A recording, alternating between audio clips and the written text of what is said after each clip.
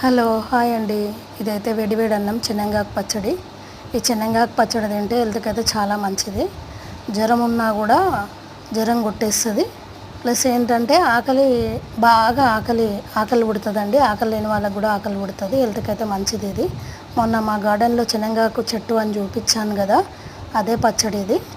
ఇది జ్వరం వచ్చిన వాళ్ళకి పెడితే మాత్రం నోరు చేదు ఉంటుంది కదా, అది చాలా బాగా పనిచేస్తుంది.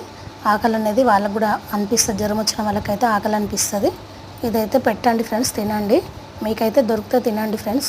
ఇదైతే చాలా బాగుంటుంది, టేస్ట్ కూడా చాలా బాగుంటుంది. కాకపోతే దీంట్లో పుదీనా వేసి నూరుకోవాలి. పుదీనా, పచ్చిమిర్చి, నువ్వులు, జీలకర్ర, చింతపండు వేసి అయితే నూరుకోవాలి.